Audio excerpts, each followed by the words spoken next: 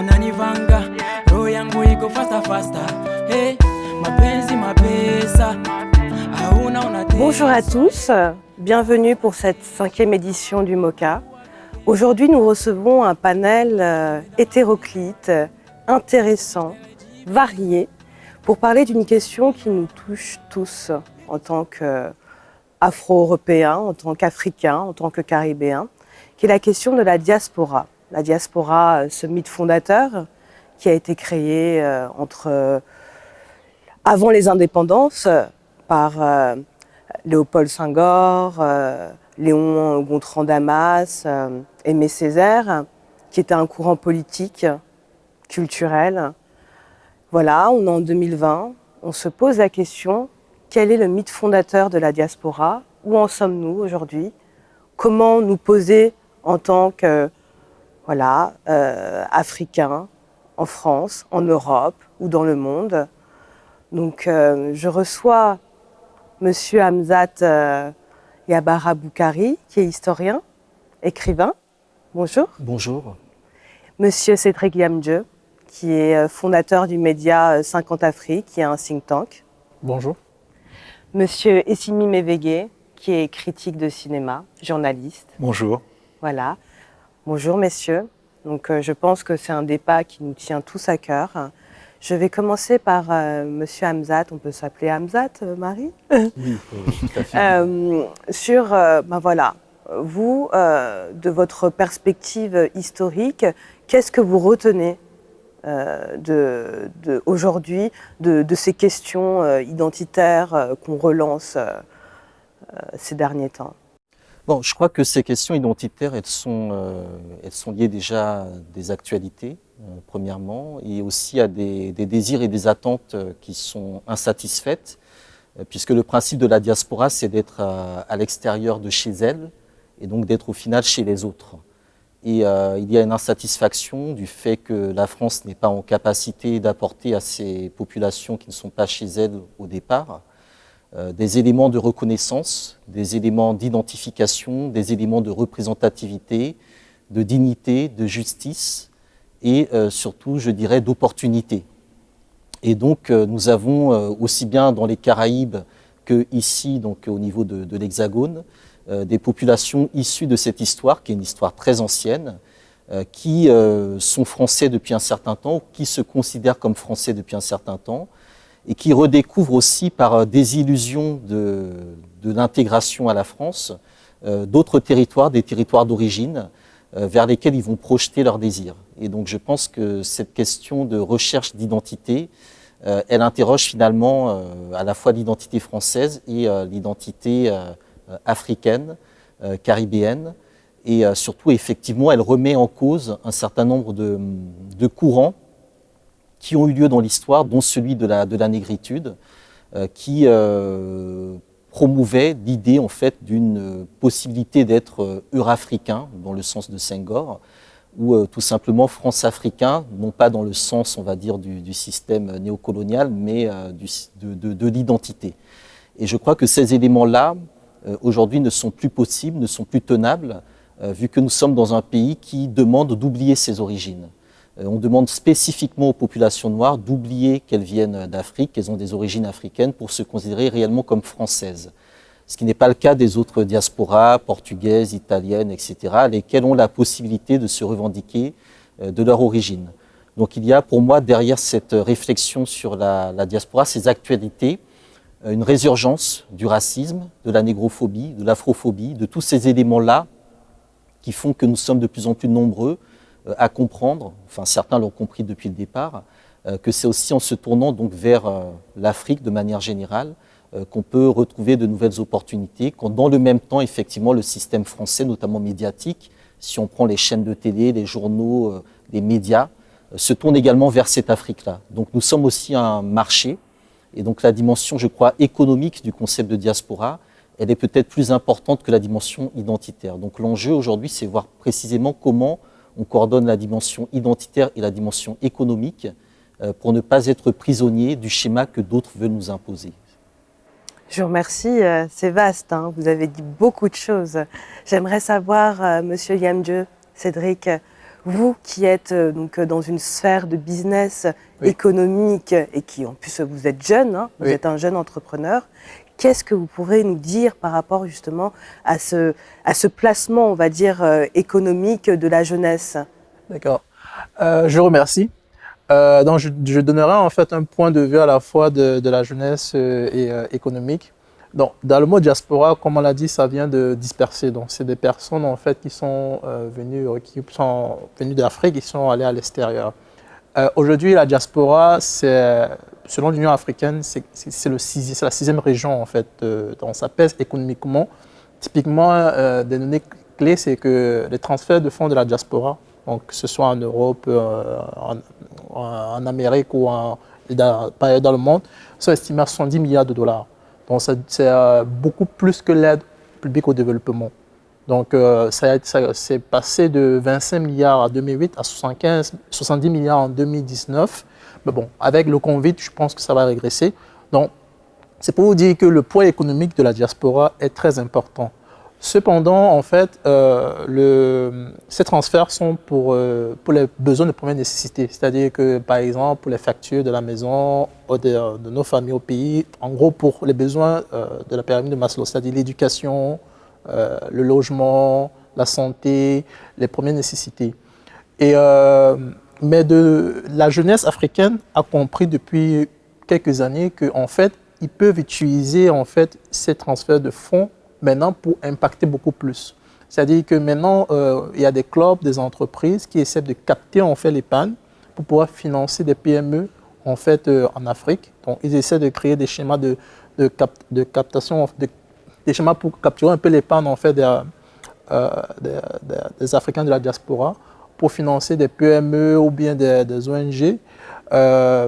Et aussi, il y a aussi des démarches des startups qui font ce qu'on appelle des systèmes cash to go. C'est-à-dire qu'au lieu d'envoyer de l'argent directement à la famille, ce qu'ils font, c'est que des startups comme AfriMarket, ils créent en fait des procédés pour permettre aux gens de la diaspora de permettre à leur famille d'acheter directement chez des points de vente, chez des marchands ou bien ou à l'école en fait. Donc aujourd'hui, je pense que économiquement, la diaspora est de plus en plus présente, de plus en plus forte. Il y a toujours cette recherche identitaire. Et je pense que, du point de vue identitaire aussi, elle a quand même son mot à jouer, puisque disons qu'elle doit se servir de cet avantage d'avoir franchement une double culture, à la fois une culture en fait étrangère et une culture d'origine. Et c'est ça qu'elle soit jouée. Mais économiquement, effectivement, en fait, la diaspora en fait, est de plus en plus active. En tout cas, la diaspora économique est de plus en plus active, de plus en plus présente. En fait, voilà.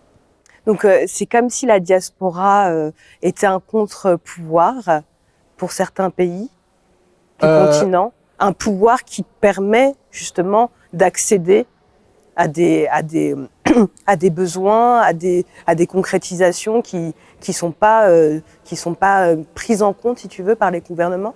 Ça c'est du point de vue étatique et du point de vue, on va dire, que secteur public. Du point de vue économique, je pense que c'est plus une aide, un complément en fait, parce qu'en plus d'apporter de l'argent, d'aider financièrement, il y a quelque chose que la diaspora apporte beaucoup plus, c'est ses talents. C'est-à-dire qu'ils ont des compétences en fait multidimensionnelles. Ils apportent leur talent en fait à leur pays d'origine en fait, que ce soit en Afrique du Sud, enfin en Afrique subsaharienne ou en Afrique du Nord. C'est-à-dire qu'ils apportent leurs compétences pour pouvoir participer en fait au développement de l'Afrique. Donc ça, je pense qu'en plus de l'aspect économique, il y a aussi cet aspect en fait talent, cet aspect compétence que la diaspora apporte comme point de vue. Et je pense que dans la diaspora, il y a de nombreux, des moins jeunes, des jeunes qui arrivent en fait à, s'ils trouvent leur identité, à mettre leurs compétences au profit du continent. C'est aussi en fait contribuer au développement du continent. Au final, c'est aussi en fait un autre moyen de rechercher son identité. Merci. Essimi, est-ce que vous pensez que cette diaspora qui est présente en nombre, d'ailleurs ici en France, on va parler du cas français, est-ce qu'elle est efficace, est-ce qu'elle est efficiente dans tout ce qui touche, tout ce qui a trait à la représentation? Il y a eu beaucoup d'évolutions. Je pense qu'aujourd'hui, il y a des questions qui se posent. Si on analyse la situation, il y a une certaine évolution, mais c'est quand même assez fragile. On voit de plus en plus des personnes issues de cette diaspora dans les médias qui prennent la parole, ce qui crée aussi des polémiques, ce qui perturbe un peu la société. Ça peut créer aussi quelques tensions, chose qui n'existait pas il y a un petit peu plus de 20 ans, parce que le temps qu'on s'installe, le temps que la population française apprenne qu'on existe, qu'on est là. Donc il y a des processus qui ont été mis en place, des revendications qui font en sorte qu'aujourd'hui, on est présent. On est présent par rapport à il y a 20-25 ans, mais c'est extrêmement fragile, puisqu'on n'est pas sur des postes de décision, en fait. On est toujours dépendant des autres. Donc, ce qui donne quelque chose qui peut basculer, on peut revenir à l'anonymat. Mais je pense que moi, de mon point de vue, je pense que ça ne sera plus possible avec les réseaux sociaux, les moyens de communication. On sait tout ce qui se passe dans le monde, donc on est connecté, on est relayé. Je pense qu'on est à un tournant à ce niveau-là. Et je pense que les générations futures, nos enfants, nos petits-enfants, auront des meilleures conditions, s'imposeront de plus en plus à cause de la mondialisation, pardon. Et je pense que la France n'aura pas le choix. Les gens sont là et ils resteront.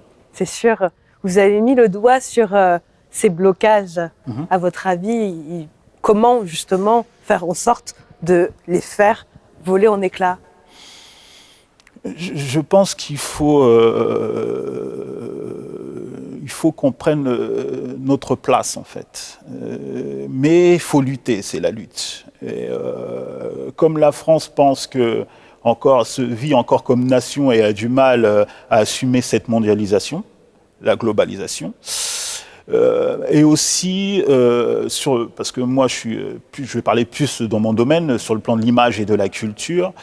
Je vais parler aussi je vais sortir un peu du cadre de la France et je vais parler de la diaspora en général. Je pense que la diaspora noire est celle qui fixe la tendance dans la culture mainstream. Je pense que à travers la culture afro-américaine, je pense qu'elle est devenue celle qui domine le monde.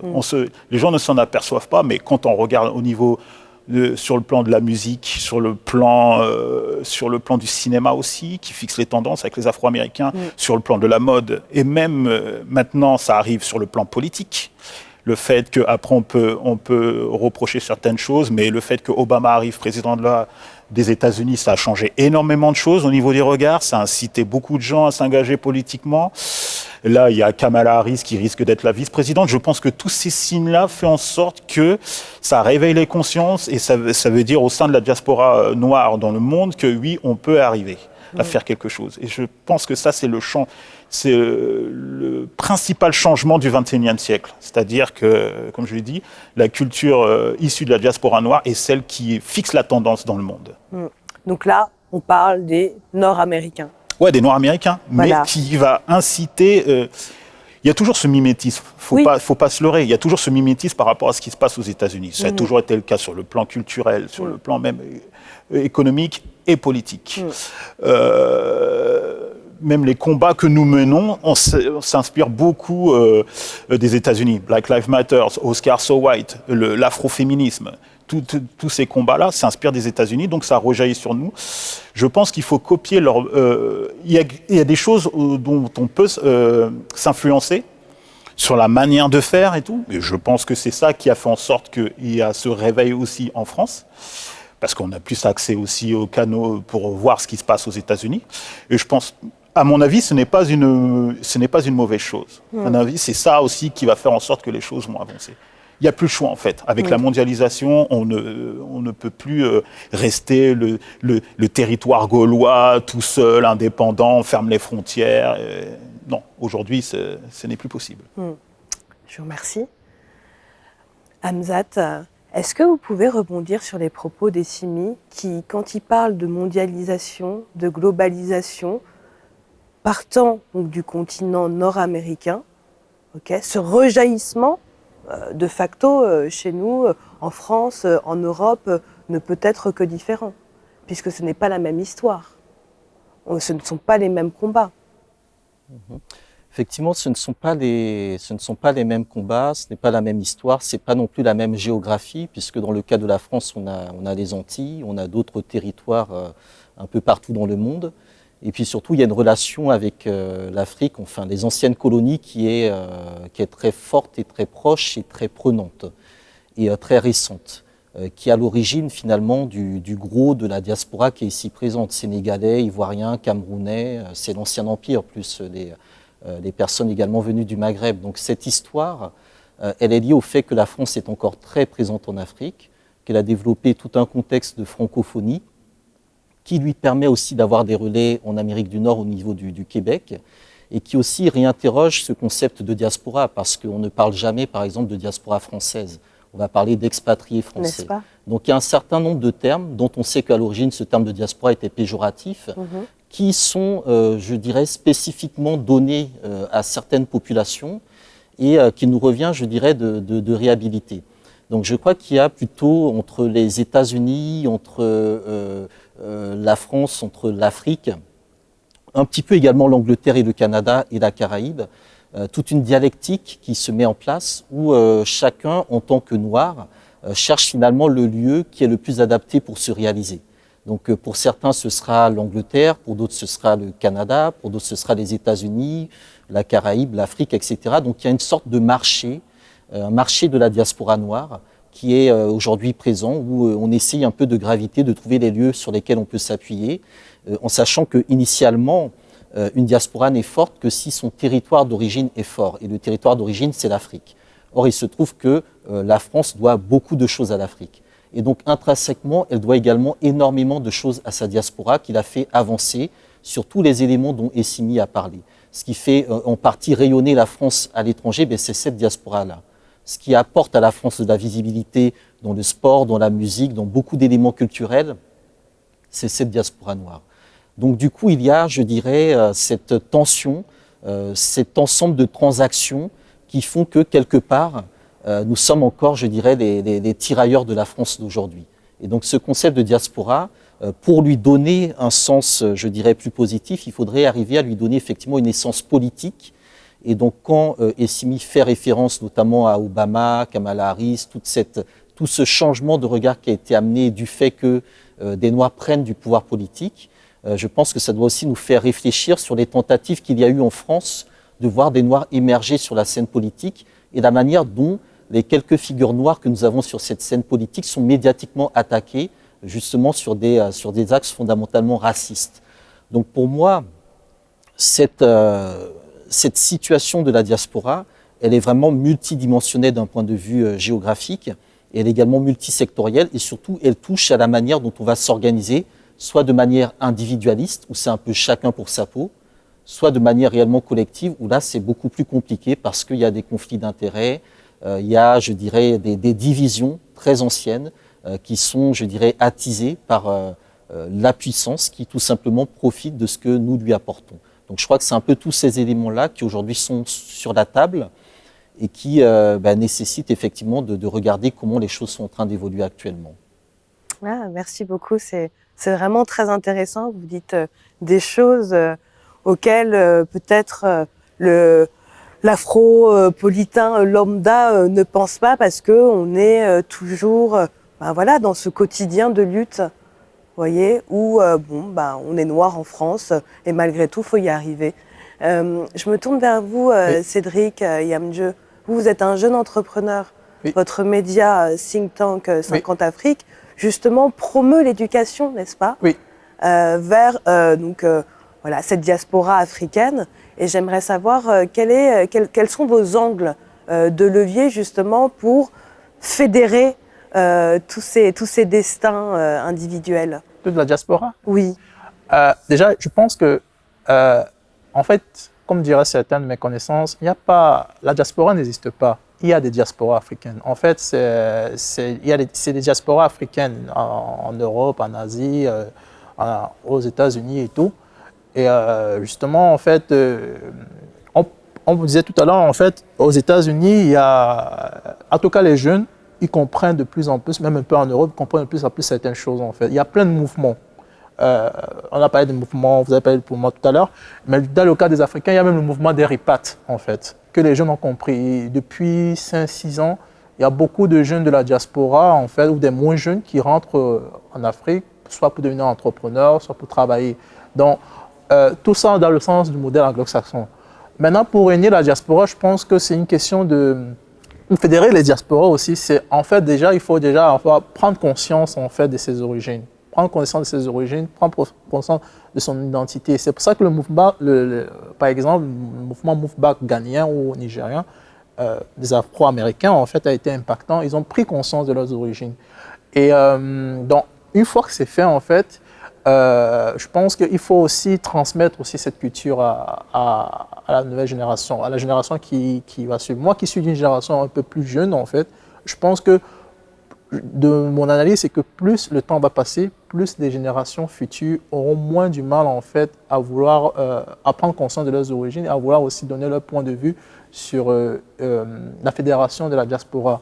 Et ensuite, je pense que en faisant des organisations, que ce soit des ONG ou des associations qui arrivent à créer des synergies, des partenariats, aussi bien en Afrique francophone, en Afrique anglophone, en Europe, je pense que c'est quand même un bon début pour créer en fait de la synergie de la diaspora économique.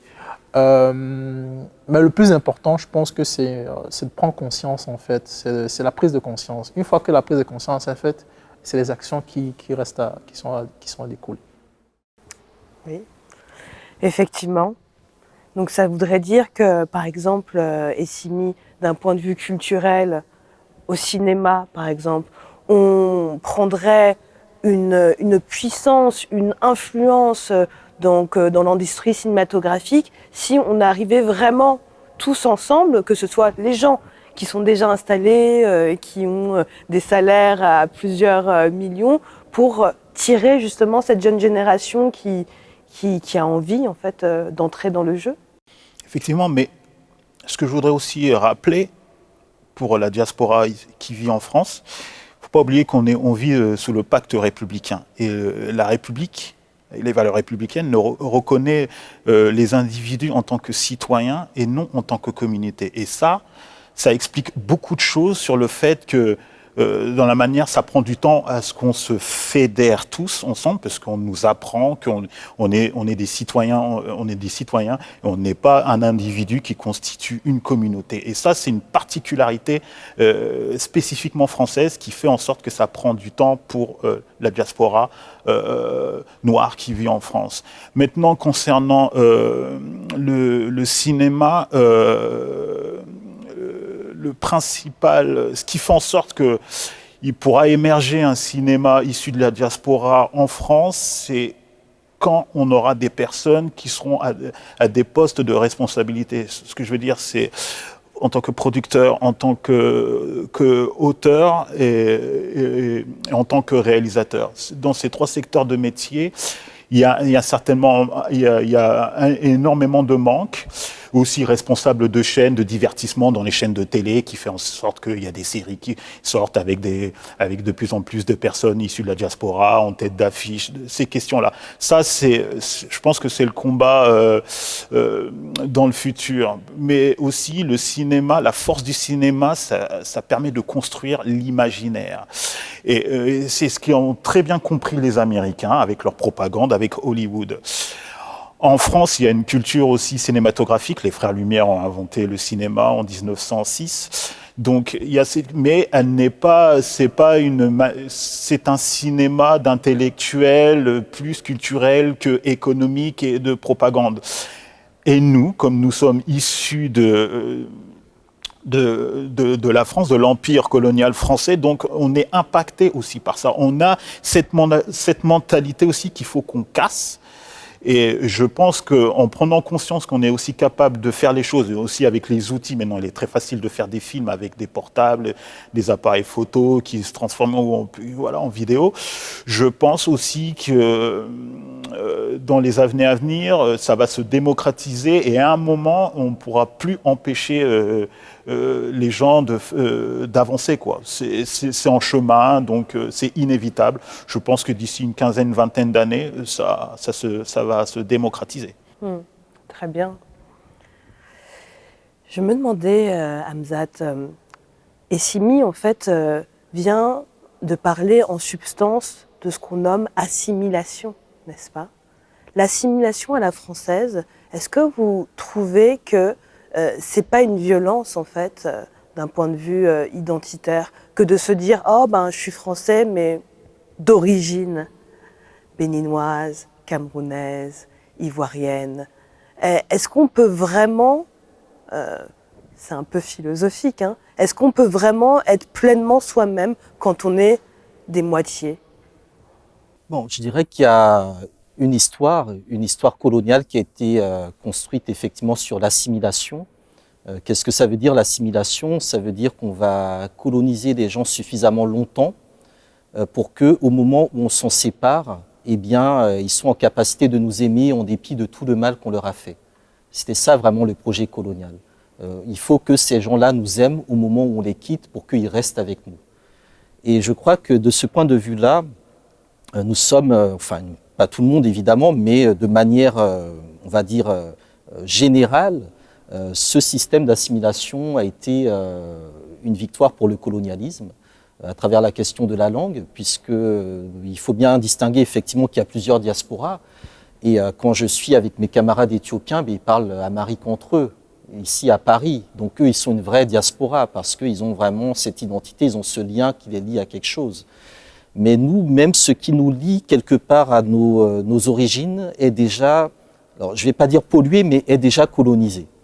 C'est-à-dire que nos territoires d'origine sont aussi des mimétismes de cette histoire-là. D'où l'importance effectivement de savoir lorsqu'on retourne à quelque chose, à quoi retourne-t-on exactement. Et beaucoup effectivement de ripates veulent retourner sur le continent pour parfois reproduire ce qui est déjà ici présent. C'est-à-dire le même type d'économie, le même type de système, le même type de ville, avoir des McDo, etc., etc. Donc je pense que c'est important effectivement de se poser la question du modèle. Et c'est pour ça qu'il y a une autre, je dirais, perspective, beaucoup plus dans l'afrocentricité, dans le panafricanisme, dans un paradigme de retour aux sources, un paradigme de renaissance africaine, qui considère que avant de faire ce retour, il faudrait peut-être, je dirais, se désinhiber de tout ce que l'on porte ici, pour ne pas rapporter en Afrique des problématiques, des éléments toxiques qui sont liés à la manière dont on a été imprégné ici, en France, en Europe. Il y a des débats ici qui n'ont pas de sens en Afrique.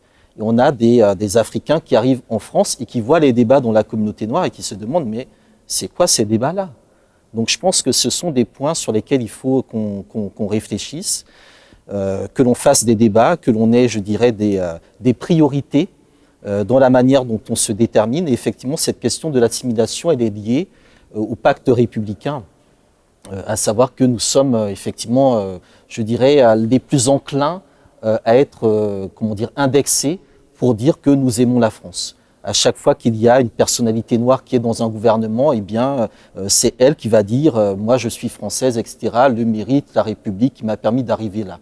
Alors que d'autres qui sont français, blancs, issus de classes populaires ne le disent pas. Donc il y a, comme on dirait, cette nécessité d'en faire plus que les autres pour montrer qu'on est plus que les autres parce qu'effectivement on part de plus loin et qu'effectivement, en tant que noir, on doit souvent lutter 3, 4, 5 fois plus que les autres pour arriver au même niveau.